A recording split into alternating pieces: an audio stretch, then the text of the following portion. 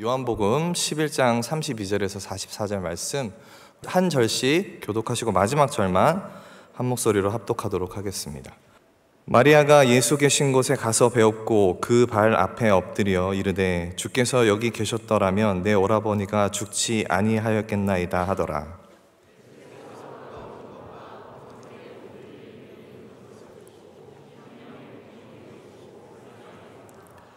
이르시되 그를 어디 두었느냐 이르되 주여 와서 보옵소서 하니 이에 유대인들이 말하되 보라 그를 얼마나 사랑하셨는가 하며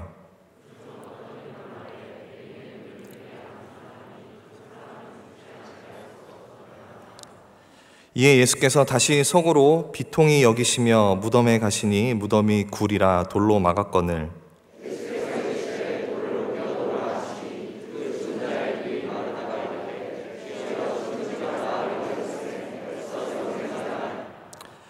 예수께서 이르시되 내 말이 내가 믿으면 하나님의 영광을 보리라 하지 아니하였느냐 하시니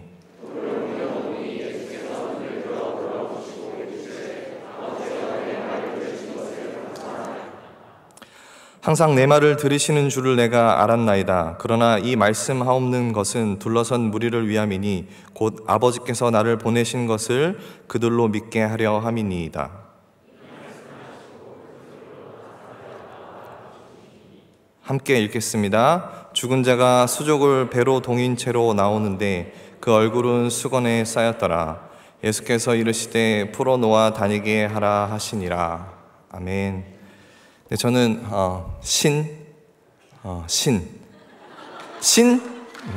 신훈식 목사입니다. 네, 우리 하모니를 섬기고 있는 아까 찬양 인도하신 우리 김신혜 전사님과 함께 하모니를 섬기고 있는 네, 여러분 오해하실까봐 제 성이 신훈식이 아니라 네, 저는 그냥 신훈식 목사입니다. 네. 점심 식사 맛있게 하셨나요? 네. 네. 너무 은혜 받았는데 앞에 찬양 때 막 오랜만에 밑에서 회중에서 예배를 드리는데 거기서 제가 빵 터져갖고 이 얘기를 꼭 해야겠다라고 생각을 했습니다. 네. 자, 오늘 설교 제목은 주보를 보셔서 아시겠지만 상실에 대하여입니다. 여러분은 혹시 상실이라는 경험을 하신 적이 있으신가요? 아마도 지금 상실의 시간들을 지내고 있으신 분도 있고 또 감사하게 그런 시간들을 잘 보내신 분들도 계실 거라고 생각합니다. 모든 인간은 이 상실이라는 경험을 죽음과 같이 인간이 죽음을 경험하듯이 필연적으로 만나게 됩니다. 그래서 크고 작든 또 갑작스럽든 예견된 상실이든 혹은 또 반복적으로 누구나 상실을 경험하고 또 그로 인해서 어려움을 경험하고 살아갑니다. 저도 최근에 개인적으로 상실이라는 경험을 좀 했고 그리고 제 주변에도 사랑하는 가족을 먼저 떠나보내야 하는 그런 상실을 또 보낸 분들도 계시고 또 많은 사람들이 자신만의 어떤 상실의 경험을 하면서 굉장히 고통의 시간들 또 슬픔의 시간들을 보내는 분들이 참 많이 있습니다. 그렇다면 여러분 상실이란 단어를 많이 참 들어보셨을 텐데 그 상실이 어떤 정확한 의미를 갖고 있을까요? 그래서 제가 한번 좀 찾아봤어요. 보니까 국가정신건강센터에서 상실에 대해서 이렇게 정의를 하고 있더라고요. 상실이란 일반적으로 가치 있다고 생각하는 어떤 대상과의 관계가 끊어지거나 헤어지는 것 그리고 가치 있다고 생각하는 것을 박탈당함을 뜻하며 상실감은 무엇인가를 잃어버린 후의 느낌이나 감정 상태를 말한다라고 이렇게 설명을 하고 있습니다. 결국 상실이라는 것은 자신이 소중하게 여기는 무언가를 잃어버렸을 때 느끼는 어떤 전인격적인 인간의 경험이라고 생각할 수가 있습니다. 그렇다면 인간이 살면서 경험하게 되는 이 상실에는 어떤 종류들이 있을까요?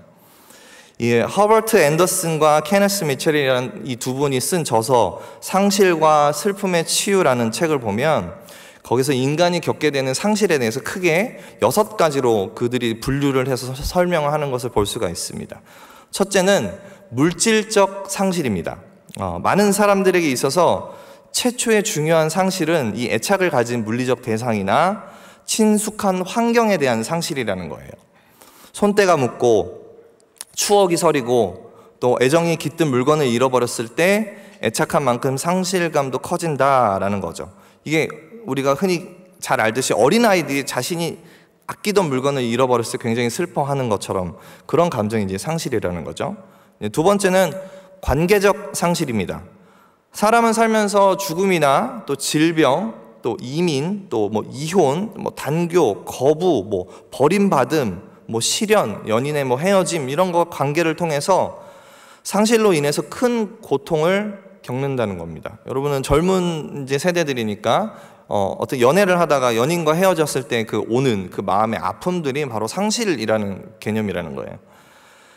보통 이런 건 일반적으로 보통 이런 것들은 한 10일이면 잊혀지는데, 그러나 가족의 죽음 같은 경우는 그 고통과 슬픔은 굉장히 오랜 시간 동안 상실감을 안겨주곤 합니다. 자, 셋째는 정신내적 상실이에요. 이거는 기대와 꿈의 상실이죠. 그러니까 미래에 특별한 계획이 좌절되거나 어떻게 꿈을 포기해야 되는 상황이 오거나 그럴 때 심리적으로 상실감을 느끼고 허탈감에 사로잡힌다라는 거예요. 이때 사람들은 기대와 꿈을 상실함과 동시에 그 일에 대한 어떤 열정과 자신감, 사랑, 만족도 등을 잃어버리게 된다고 합니다. 그래서 현대인들에게 지금 우리가 살아가고 있는 우리에게 가장 많이 나타나는 상실감 중에 하나입니다. 그래서 우울증이나 뭐 무력감들이 같이 유발되기도 합니다. 자, 넷째는 기능적 상실입니다. 노화나 질병 혹은 사고로 인해서 몸의 일부분, 뭐 신체의 일부분이 또 신경계가 어떤 기능을 잃고 그렇게 어떤 기능적인 부분들을 상실했을 때 오는 그 슬픔을 이야기할 때 기능적 상실이라고 해요. 다섯 번째는 역할의 상실입니다. 명예퇴직이나 뭐 실직, 또 자신의 지위와 역할을 상실할 때 오는 상실감을 이야기합니다.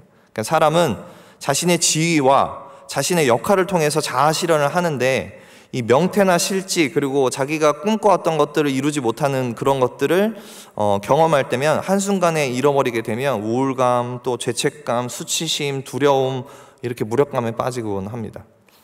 그리고 마지막으로는 공동체의 여섯 번째, 공동체의 상실입니다. 부모나 자녀가 가족을 떠날 때 이렇게 공동체의 상실이 일어나는데, 공동체 안에서 중요한 인물이 그 공동체를 떠나거나 한다면, 그런 중요한 인물들이 잃을 때면 그런 또 상실감을 갖는다고 해요. 그래서 내가 속해 있는 공동체의 위기를 통해서도 공동체의 상실을 경험하곤 합니다.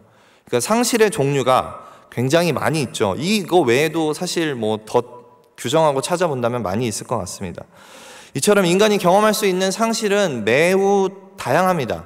그러니까 즉 우리가 살면서 이렇게 다양한 상실감을 경험하고 산다는 거예요. 그렇다면 이런 상실감이 우리 삶에 불현듯이 찾아오거나 막을 수 없는 엄청난 큰 파도처럼 내 삶을 덮칠 때 우리는 어떻게 그 상실감에 대해서 반응해야 하고 태도를 보여야 할까요? 사실 상실에 대하여라는 이 설교를 준비하게 된 것도 제가 지난 수개월 동안 어떤 정신 내적인 상실에 힘든 시간들을 보냈어요. 저 스스로도 제가 겪는 이 상실감을 어떻게 반응을 해야 될지 몰랐고 굉장히 혼돈과 혼란의 시간들을 보냈습니다. 그러던 중에 이제 제럴드 시처의 하나님 앞에서 울다라는 책을 통해서 제가 당시에 겪고 있었던 그 문제에 대해서 좀 깊이 있는 고민을 했던 것 같아요. 그래서 책 내용 중에 상실을 통해 우리는 어떻게 성장하는가라는 이런 질문이 있었어요. 그래서 이 질문 앞에 굉장히 제가 많은 생각을 했고 굉장히 많은 고민을 했습니다. 사실 이번 설교도 지금 그런 과정 중에 하나라고 저는 개인적으로 생각을 합니다. 그러니까 제럴드 시처는 책의 서두에 이런 말을 해요. 제가 좀 길지만 한번 읽어보겠습니다. 상실에 어떻게 반응하냐에 따라 우리의 삶은 그 수준과 방향과 영향력이 달라진다. 이 책은 비극적인 상실을 잘 피해가거나 상실에서 회복되는 요령을 가르쳐 주진 않는다. 여기서 회복이라는 의미가 상실 이전의 삶과 감정을 고스란히 되찾는 것이라면 그런 일은 현실적으로 불가능할 뿐 아니라 그럴 수 있다고 생각하는 것조차 자신을 해치는 기대심에 지나지 않는다고 나는 믿는다. 신속하고 고통 없는 해결책을 기대하지 말라. 대신 나는 평생 지속되는 성장이라는 여정으로 가는 길을 보여주고자 한다.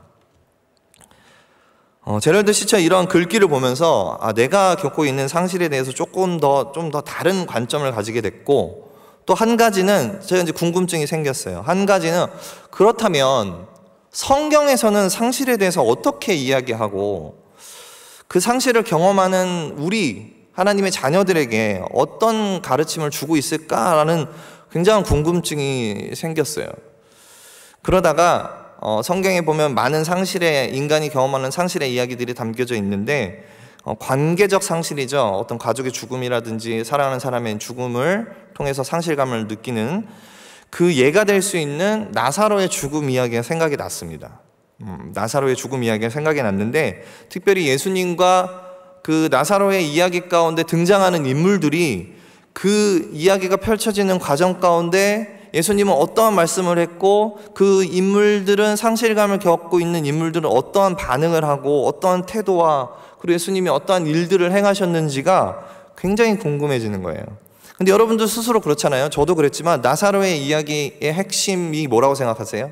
그 이야기를 생각하면 뭐가 가장 먼저 떠오릅니까? 그냥 죽은 나사로가 살아났다 뿐이잖아요. 그 안에 어떤 이야기가 담겨져 있고 예수님이 그 이야기를 통해서 무슨 이야기를 하시려고 하는지에 대한, 사실 그거에 대한 알면 좀 부족한 것 같아요. 저조차도 그랬고요. 그래서 그 나사로의 이야기를 조금 더 내가 공부를 해봐야겠다라고 생각을 해서 오늘 본문을 이렇게 정했습니다. 자, 우리가 너무나 잘 알고 있는 이 나사로의 이야기는 요한복음 11장을 대부분 다 차지하고 있어요. 분량이 굉장히 좀 깁니다. 그래서 여러분 혹시 성경책이 있으시면 오늘은 제가 본문을 이렇게 잡았지만 11장 전체를 좀 살펴보기를 원하는데, 성경책이 있으신 분들은 11장 이렇게 요한복음 11장을 펴놓으시면 좋을 것 같습니다. 자, 요한복음 11장의 이야기는 이렇게 시작이 됩니다. 어떤 병자가 있으니 이는 마리아와 그 자매 마르다의 마을 베다니에 사는 나사로라. 자, 우리가 너무 잘 아는 마르다와 그 마리아입니다. 그 이야기는 다 아시죠? 자, 그리고 그녀들의 오라버니가 바로 병든 나사로입니다. 자, 마르다와 마리아는 자신들의 오라버니가 병에 들자 예수님께 그 소식을 전하려고 기별을 보내요. 근데 예수님은, 그 기별을 받은 예수님은 곧장 나사로가 있는 곳으로 달려가지 않아요. 되려 이런 말씀하십니다. 이 병은 죽을 병이 아니라 하나님의 영광을 위함이고 하나님의 아들이 이로 말미암아 영광을 받게 하려 한다. 이런 조금 알 수 없는 아리송한 말씀을 하시면서 나사로가 있는 곳으로 가지 않고 자신의 일들을 더 그냥 그곳에서 진행을 하는 걸 볼 수가 있습니다. 그리고 이어서 이렇게 성경의 표현들을 보니까 11절 5절을 보니까 예수께서 본래 마르다와 그 동생 나사로를 사랑하시더니 라고 이렇게 기록을 해놨어요. 근데 약간 이 표현과는 상충되는 내용이 바로 이어서 나오는 거예요. 나사로가 병들었다 함을 들으시고 그 계시던 곳에 이틀을 더 유하시고. 왜 이게 상충될까요? 자, 보통 우리의 사랑의 방식은 어떠합니까?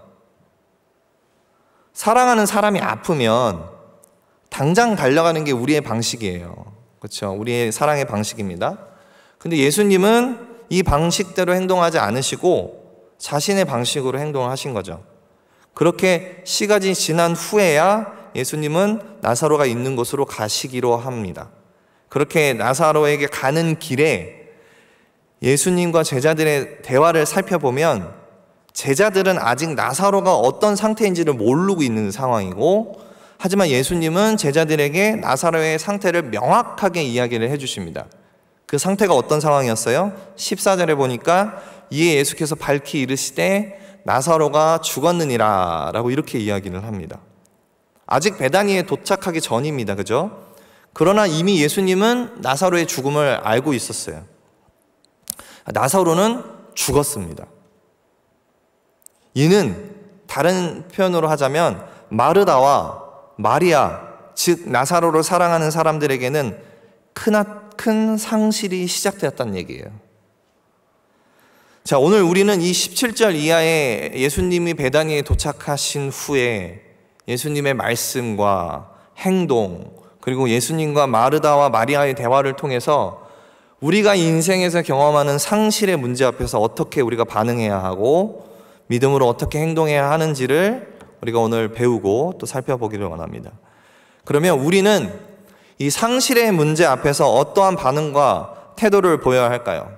첫 번째로는 인생의 상실 앞에서 우리가 가져야 할 모습은 감정에 충실해야 합니다.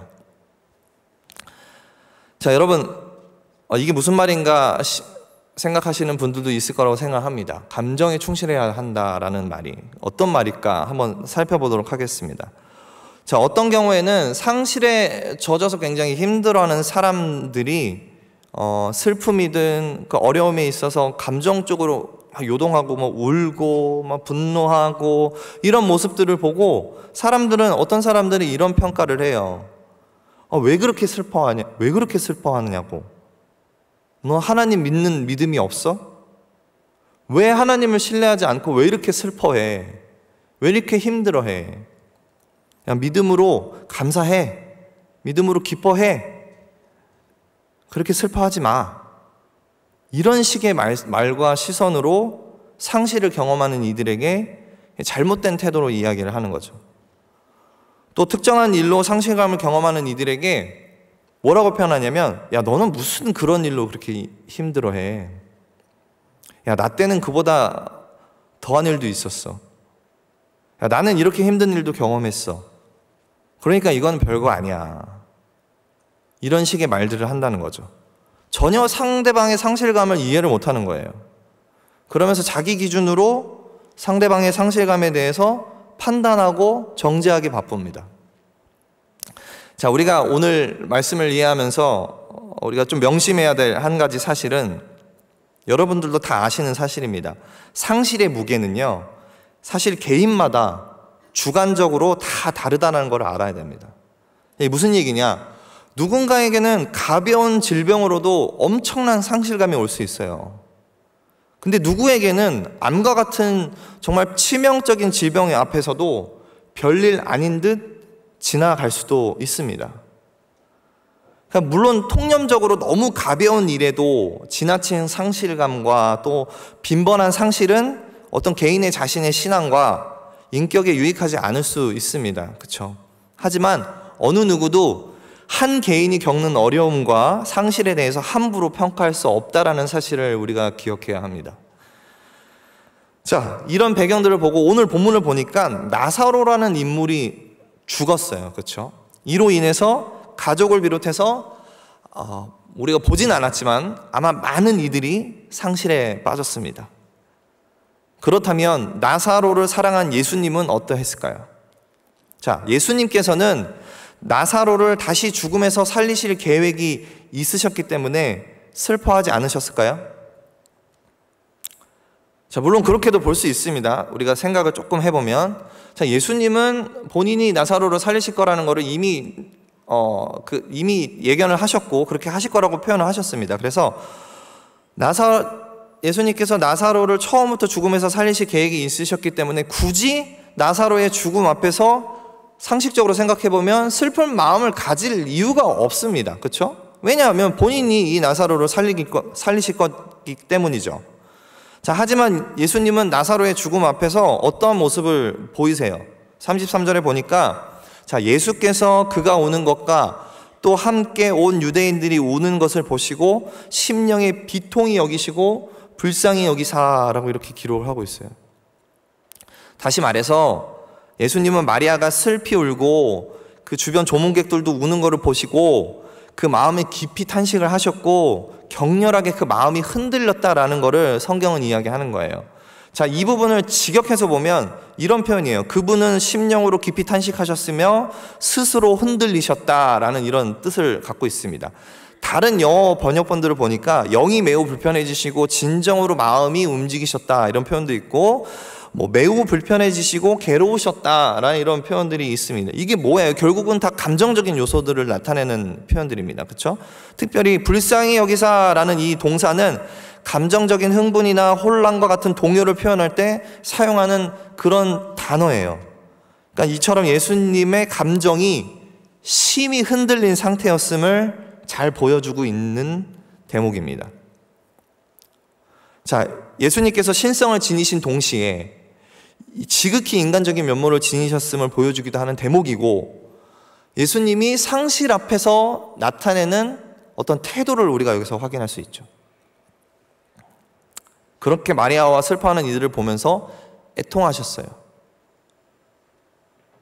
그런 후 이제 예수님은 나사로의 시신이 있는 곳에 도착을 하게 되죠. 이제 그리고 예수님은 그곳에 도착하시자마자 아무 말 없이 눈물을 흘리셨어요. 35절에 보니까 예수께서 눈물을 흘리시더라. 네, 예수님이 우셨습니다. 슬퍼하셨어요. 상실의 문제 앞에서 눈물로 자신의 감정을 그대로 표현하셨습니다. 자, 보통 유대인들이 울다라는 동사를 쓸 때는 이 클라이오라는 동사를 사용해요. 그래서 그런 단어를 주로 사용하는데, 예수님이 여기서 울다라는 이 동사에 쓰인 이 헬라어는 다크리오라는 용어를 사용합니다. 근데 이 용어는 신약 성경을 통틀어서 여기 한 군데밖에 안 쓰입니다. 자, 보통 헬라인들이 이렇게 운다라는 걸 표현할 때 그 의미들이 소리내어서 울다, 통곡하다, 신음하다 이런 의미들을 사용하는 반면에 예수님이 여기서 쓴 울다라는 표현은 이 다크리오는 조용히 눈물을 흘리는 상태라는 것을 의미합니다. 물론 성경의 다른 곳을 보면 예수님이 우시는 것에 대해서 우는 것을 묘사하실 때 굉장히 크게 우셨다라는 표현도 있고, 그리고 통곡하면서 우셨다라는 성경의 본문들도 있습니다. 근데 이곳에서는 이 울었다라는 것을 조용히 눈물을 흘리셨다라고 이렇게 이제 기록을 하고 있어요. 자, 조용히 눈물을 흘리신 예수님에 대해서 예수님이 우리 인간의 상실을 체휼하신다라는 의미로 해석할 수 있습니다. 그러니까 체휼, 즉 공감한다는 뜻이죠. 그러니까 예수님은 인간의 고통과 고난을 이해하지 못하는 분이 아니라 우리를 이해하시는 인성을 가진 참 하나님이시고, 우리가 겪고 있는 상실의 문제를 그 누구보다 공감하시며 나와 함께 울어주시는 그 상실의 문제 앞에 자신의 감정 또한 슬픔과 울음으로 반응하시는 예수님의 모습을 이 구절에서 우리가 볼 수가 있는 거예요. 예수님도 사랑하셨잖아요, 나사로를.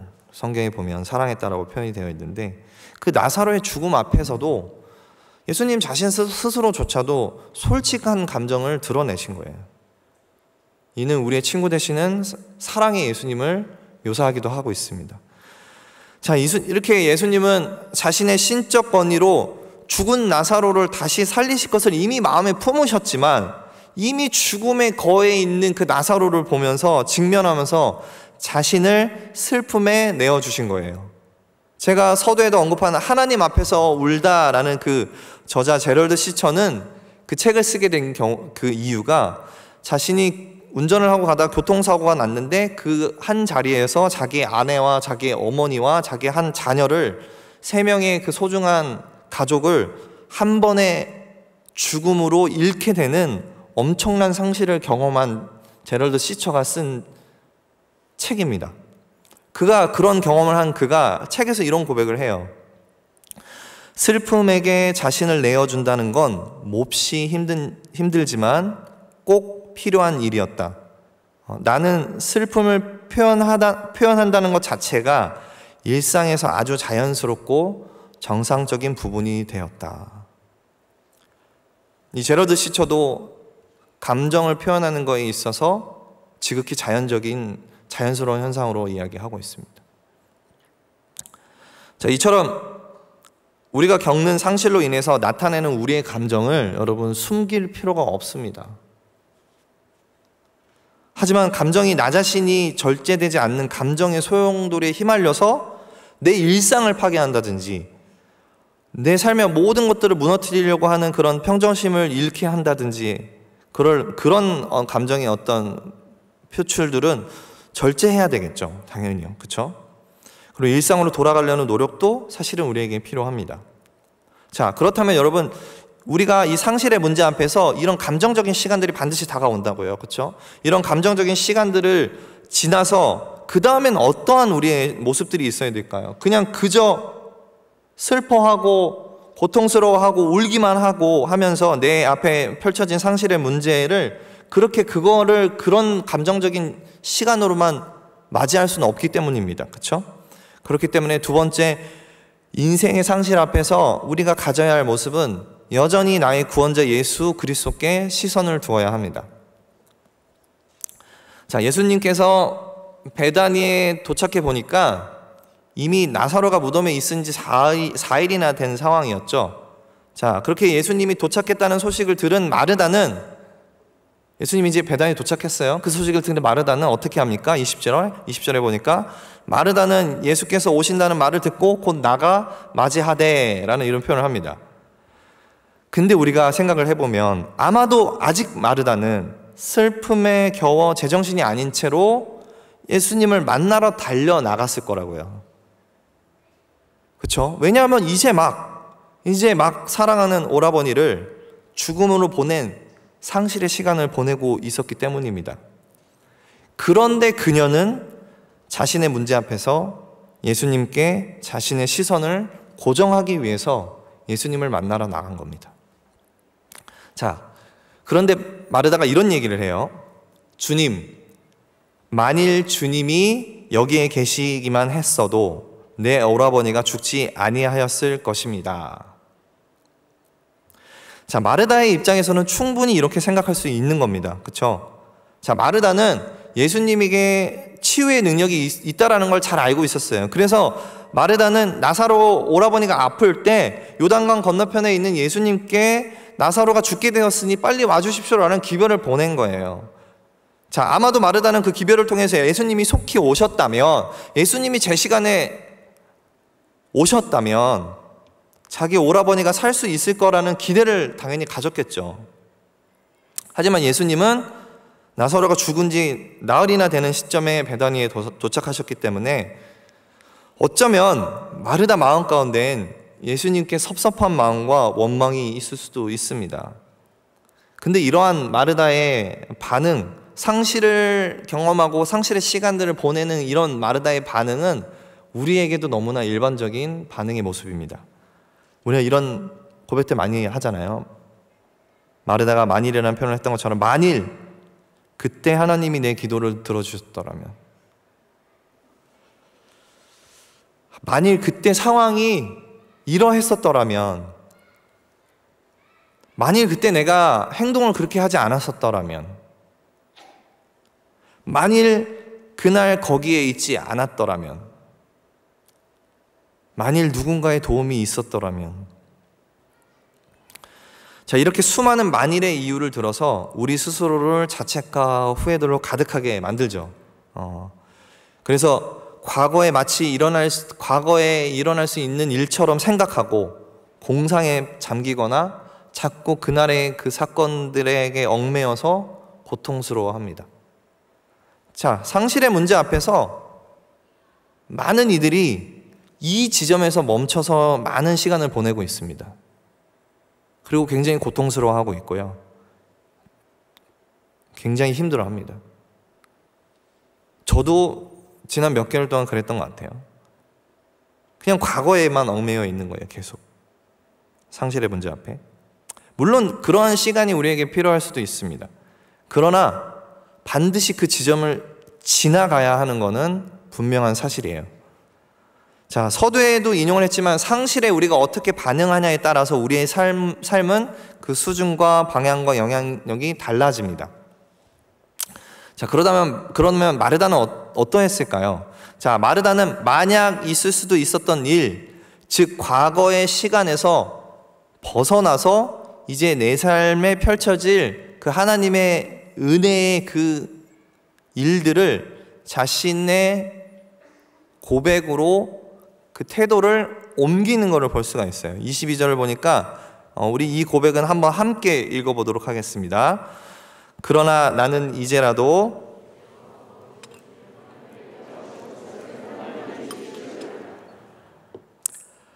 마르다는 자신이 겪고 있는 이 상실의 그 문제를 그냥 낭망하고 원망에만 두진 않았어요. 물론 그러한 모습도 있었지만 그 상실의 문제에서 자신을 구원할 예수 그리스도를 이제 바라보기 시작한 거예요. 자, 마르다는 인간이 경험하기에 어떻게 보면 가장 큰 상실감을 줄 수 있는 사랑하는 이의 죽음을 지금 경험하고 있습니다.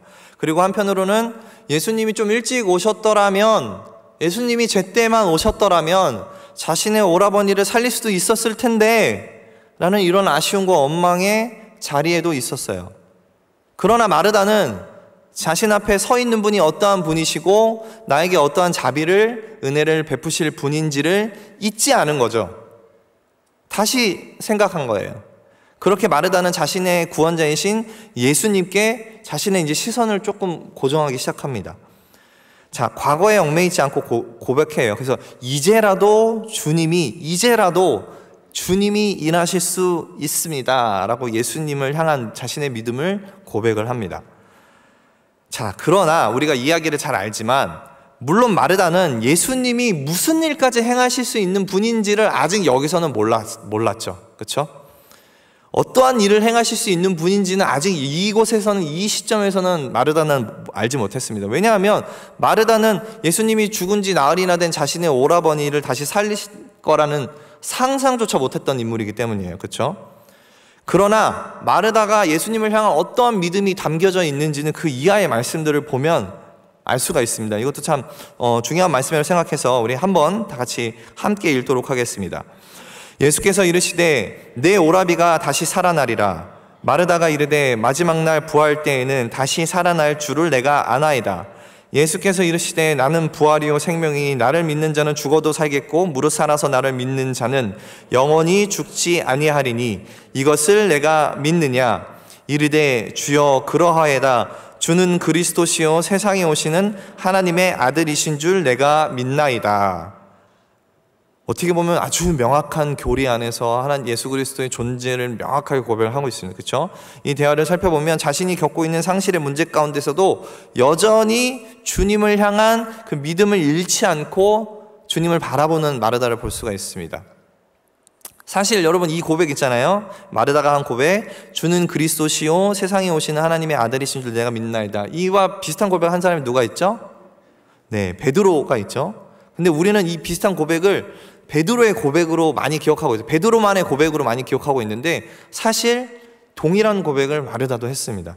근데 저는 마르다의 고백이 더 빛난다고 생각하는 거는 마르다는 이런 자신의 정말 인간이 경험할 수 있는 어떻게 보면 가장 힘든 상실의 문제 앞에서도 이런 고백을 했다라는 거예요. 이런 신앙의 고백을 했다라는 거예요. 자, 여기서 우리는 인생의 상실 앞에서 우리가 가져야 할 모습을 배울 수 있는 겁니다.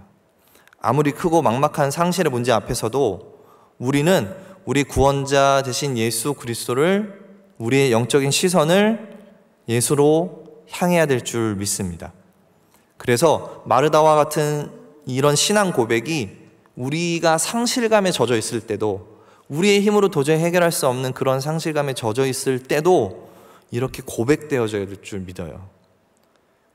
자, 그렇다면 왜 우리는 구원자 예수 그리스도께 시선을 이렇게 둬야 하는지 지금 그걸 살펴보고 있는데, 오늘 본문을 보니까 또 다른 인물을 통해서도 예수님이 우리에게 가르쳐주고 있어요.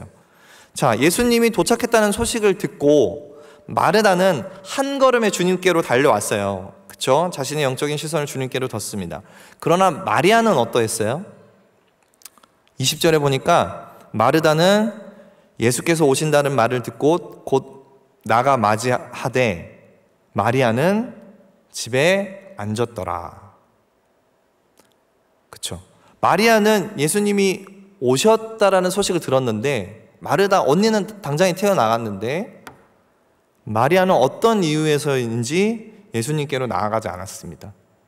그냥 인간적으로 생각해보면 그냥 사랑하는 이의 죽음 앞에 망연자실해서 그런 모습으로 있었겠죠. 그렇죠? 그렇게 어떤 상실감과 슬픔에 빠진 마리아를 두고 예수님은 어떻게 하셨을까요? 28절에 보니까 이 말을 하고 돌아가서 가만히 그 자매 마리아를 불러, 예수님이 말씀하신 거예요. 예수님이 불러 말하되 선생님이 너를 부르신다. 이제 언니가 전한 거죠. 예수님은 마르다를 통해서 마리아를 부르게 됩니다. 예수님은 마리아에게 이렇게 말씀하시는 거예요. 상실의 문제 앞에 상실 가운데 있는 마리아에게 나에게 와. 나에게 시선을 두어라. 나를 바라보아라. 내가 너와 함께 있기 원한다. 내가 너와 함께 하겠다. 이게 바로 예수 그리스도의 우리를 향한 음성이라는 겁니다. 이 부르심이 바로 은혜이죠. 마리아를 향해 하셨던 그 부르심은 나에게로 오라라는 이 음성을 우리 또한 상실감에 젖어서 너무나 힘든 시간을 보내는 우리가 들어야 할 음성인 줄 믿습니다.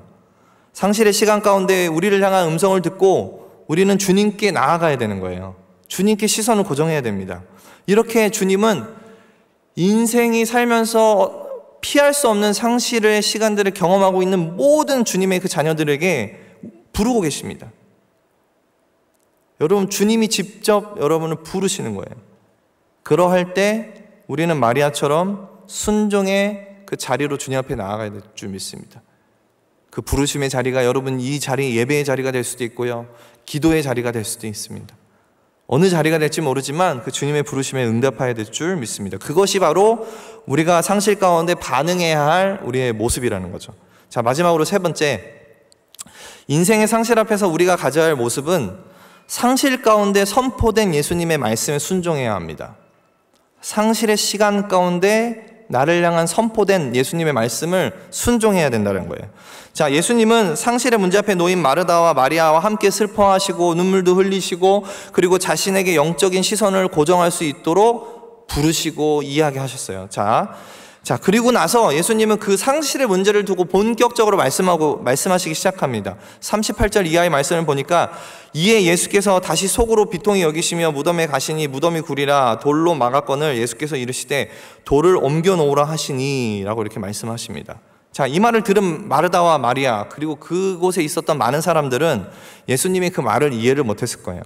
자, 우리는 이 이야기의 결말을 다 알고 있잖아요. 아, 예수님이 왜 돌을 옮기라고 한 건지. 근데 만약에 여러분 이 이야기를 전혀 모르고 여러분이 마르다와 마리아의 입장이 됐다고 생각을 해보세요. 왜 예수님이 돌을 옮기라고 할까? 여러분 어떻게 생각하시겠습니까? 예수님이 나사로의 시신이라도 좀 확인하고 싶으신가? 보내기 전에 한번 좀 보고 싶으신가? 아니면 정말 죽었는지 자신이 확인하려고 하시는 건가? 아마 다양한 생각과 다양한 추측들이 난무할 겁니다. 그 자리에 있던 그 누구도 나사로가 다시 살아날 것을 생각하지 못했던 거예요. 심지어 23절에 이미 이전에 예수님은 마르다에게 그렇게 얘기하셨습니다. 내 오라비가 다시 살아날 거다. 그 말을 들은 마르다조차도 돌을 옮기란 말에 그냥 우두커니 서 있었습니다. 심지어 마르다는 이렇게 얘기해요. 39절에 그 죽은 자의 누이 마르다가 이르되 주여 죽은 지가 나흘이 되었으며 벌써 냄새가 나나이다 이렇게 얘기를 합니다.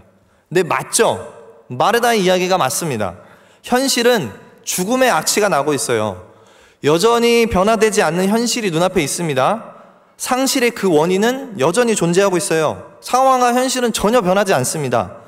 예수님은 돌을 옮기려고 하는데 나는 여전히 어떻게 하고 있어요? 여전히 내 코끝을 찌르는 상실의 악취에만, 그 시신의 악취에만 집중하고 있는 거예요. 내 생각을. 자, 우리가 경험하고 살아가는 이 상실의 모든 문제를 생각해 보시기 바랍니다. 관계의 상실, 여러분이 가지고 있는 꿈의 상실, 여러분이 어떤 갖고 있던 능력의 상실들, 기대의 상실, 소망의 상실, 건강의 상실, 사랑하는 사람과의 그런 상실, 갖가지 형태로 다가오는 이 상실을 맞이할 때 그 상실의 악취만 맡고 있지 않냐는 거예요. 예수님이 돌을 옮기라고 했는데 예수님은 우리에게 자 이제 너에게 소망과 은혜의 향기를 맡게 해주겠다라고 이야기를 하는 건데 여전히 믿지 못하고 우리는 어떻게 해요? 계속 상실의 문제에서 나는 악취에만 내 온 신경을 빼앗겨서 살아가고 있어요. 자, 여전히 여러분 삶의 상실의 문제 가운데 악취로 가득한 상황에서 주님의 말씀은 여전히 나를 향해 계속 선포되고 있는 거예요. 은혜의 말씀들, 나를 살리려 하는 예수님의 말씀에 더 집중해야 됩니다. 상실의 문제 가운데 이전보다 내가 어찌 보면 건강하게 아무 문제 없이 신앙생활 할 때보다 더 집중해야 되는 시간이, 주님의 말씀에 더 집중해야 되는 시간이 이 시간입니다. 그래야 그분의 뜻을 분별하고 그 말씀 앞에 순종할 수 있는 거예요. 여전히도 그 죽음의 악취와 상실의 악취만을 맡고 있는 우리에게 예수님이 말씀하시는 거예요. 40절에 내 말이 내가 믿으며 하나님의 영광을 보리라 하지 아니하였느냐. 자, 여기서 내가 믿으면은 원어의 뜻은 믿다, 의지하다, 순종하다 이런 뜻을 갖고 있어요. 그렇게 주님의 말을 믿고 의지하고 순종하면 어떤 결과가 납니까? 하나님의 영광을 본다라고 예수님은 이야기합니다. 자, 여기서 하나님의 영광을 본다라는 것을 어떤 의미로 풀 수 있냐? 하나님께서 일하시고 역사하심을 통해서 알게 되는 하나님의 인격과 임재를 나타내는 거예요. 결국에는 하나님이 일하시고 역사하시는 게 초점이 아니라 그걸 행하시는 하나님이 누구신지를 알게 된다라는 거예요. 그러면 이제 놀라운 은혜가 펼쳐집니다. 예수님은 죽은 나사로를 살리십니다. 자, 사실 오늘 본문의 경우는 상실이라는 측면에서 보면 상실의 실제적인 문제가 해결됐어요. 왜냐하면 죽은 자가 다시 살아났기 때문에. 그렇죠? 아주 극적인 상황입니다. 그죠? 하지만 인간의 대부분의 상실의 문제는 아까도 제럴드 시처도 그런 얘기를 했지만 잃어버린 채 다 끝나는 경우가 대부분입니다. 자, 그렇다면 우리가 오늘 본문을 이해할 때, 올바르게 이해할 때 단순히 이 상실의 문제를 해결해 준 예수님의 이적에 초점을 두는 것이 아니라 우리가 이 이야기를 기억할 때도 죽은 나사로가 살아났구나, 이걸 기억해야 되는 게 아니라 내가 지금 겪고 있는 상실의 문제를 나사로의 이야기처럼 뭔가 이상적인 결말만을 낳는 그런 것들만 내가 기대하고 바라는 것이 아니라 성경에 보면 나사로가 살아난 후에 마르다나 혹은 마리아가 역시 예수님이 우리 오라버니를 살리실 줄 알았어. 역시 예수님은 내 문제를 내가 원하는 대로 완벽하게 해결해 주실 줄 알았어. 이런 식의 반응은 없습니다. 심지어 죽었고 살아난 나사로는 단 한마디도 하지 않습니다. 예수님께서 나사로를 살리신 것은 나를 보내신 것을 그들로 믿게 하려 한다라고 말씀하셨고요. 그리고 실제로 나사로가 살아나자 많은 유대인들 그 반응들은 어떻게 돼요? 나사로가 살아난 것에 집중되어지다고 표현하지 않고요. 예수님을 믿었다라고 표현을 하고 있습니다. 성경은 그렇게 기억하고 있어요. 그러니까 우리는 상실의 문제 앞에서 그 문제 해결보다 예수님이 어떠한 분이신지 나의 구주 예수 그리스도를 믿는 것이 더 중요한 거예요. 자, 인생에서 상실의 문제는 끊임없이 계속 반복됩니다. 그렇죠? 자, 만약에 나사로를 죽음에서 살리신 이 문제만을 해결하기 위해서 예수님의 말씀을 따른 거라면 또 언젠가 나타날 다른 형태의 상실의 문제 앞에서는 나는 다시 또 주님을 못 바라보는 그런 악순환이 반복되는 거예요. 하지만 예수님을 온전히 믿는 것에, 예수님 자신을 온전히 믿는 것에 내 말씀에 순종을 둔다면 그 다음에 어떠한 상실의 문제 앞에서도 나와 함께 하시는 내가 그러한 예수님을 바라볼 수 있다라는 겁니다. 이것이 바로 우리의 구원자 예수 그리스도를 믿는 거예요. 그 말씀 앞에 순종하는 겁니다.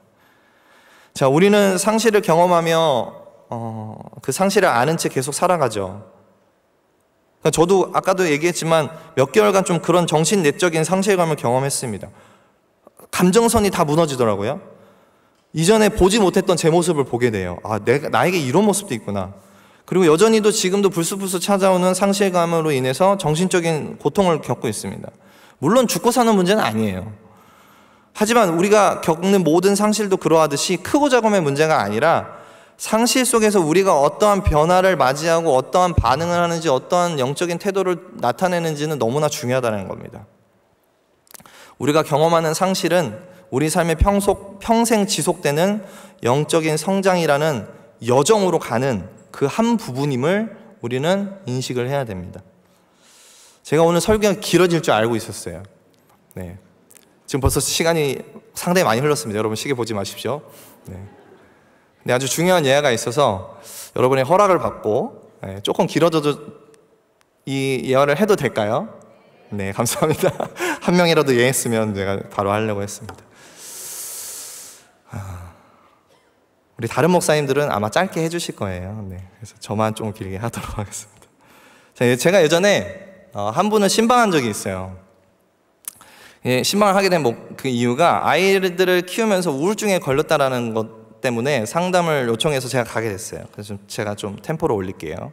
자, 그래서 가정을 방문해서 상담을 진행했어요. 그래서 그 여자 집사님이었는데 처음에는 엄마 역할을 감당하기가 너무 벅차고 힘들다. 그래서 오는 이 엄마로서의 좌절감, 내가 이거를 과연 잘하고 있는가, 이런 실패감, 이렇게, 그러니까 말하자면 어떤 역할에 대한 상실감 때문에 힘들어했던 시간들을 보내고 있는 거죠. 그래서 그런 내적인 자신의 어떤 역할에 대한 상실감과 심리적인 어떤 그런 상실감이 굉장히 힘든 상황이었어요. 그래서 근데 이야기를 계속해서 나눴죠. 격려도 해드리고, 뭐 집사님 그래도 누구든 다 집사님과 동일한 고통을 겪을 겁니다. 근데 그런 이야기를 나누다 보니까 근데 그 문제만을 가지고 있던 게 아니더라고요.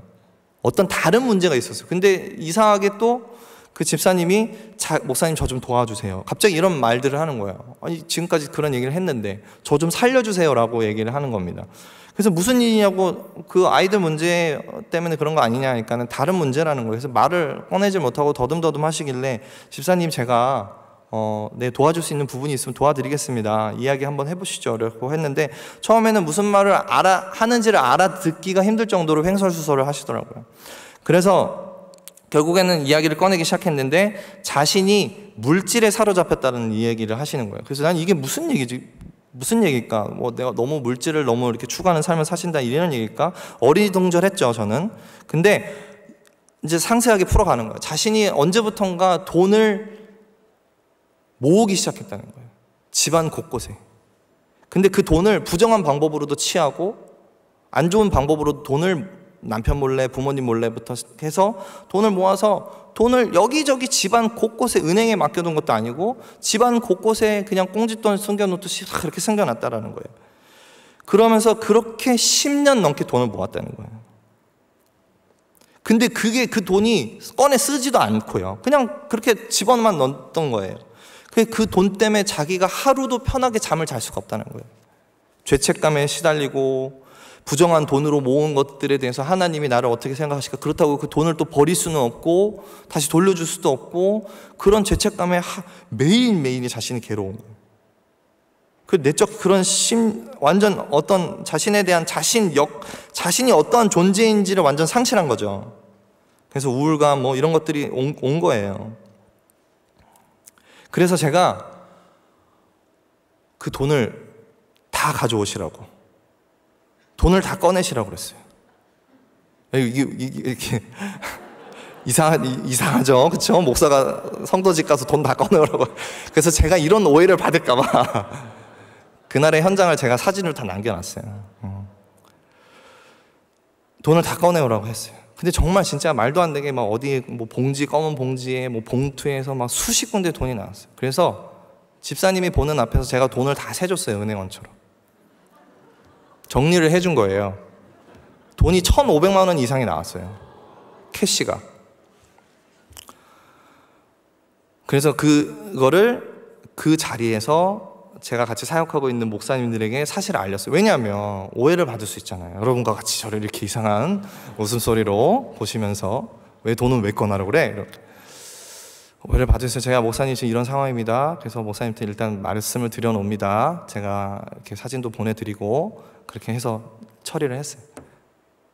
그래서 이 돈을 어떻게 해야 되냐. 그래서 이미 뭐 돌려줄 수는 없고 그래서 일정 부분을 하나님 앞에 헌금을 하고 11조도 드리고 감사헌금도 드리고 일정 부분 집사님이 생각했을 때 어느 퍼센테이지는 어떻게 누군가를 도와줄 수 있는 구제헌금으로 헌금을 해라. 그리고 남은 돈은 집사님의 아이들이 있으니까 아이들을 위해서 은행에 정상적으로 저축해서 아이들의 교육을 위해서 써라. 그렇게 안내를 해드렸어요. 근데 여전히 그 문제를 해결했음에도 불구하고 여전히 집사님은 불안에 떨었어요. 왜 불안에 떨까요? 신앙의 본질적인 문제가 해결이 안 됐기 때문입니다. 그래서 제가 예수님이 누구신지, 구원의 확신에 대해서, 하나님의 자녀인 우리는 어떠한 존재인지, 우리가 어떻게 구원을 받는 것인지, 집사님이 어떠하신지에 대해서 이야기를 나눴어요. 그래서 그분 역시 자신의 그러한 행동에 대해서 죄책감에 해달렸기 때문에, 그러니까 영적으로 보면 자신이 하나님의 자녀인 삶을 완전히 상실한 채 한동안 살아왔던 거죠. 내가 어떠한 존재인지를 망각하고 상실한 채.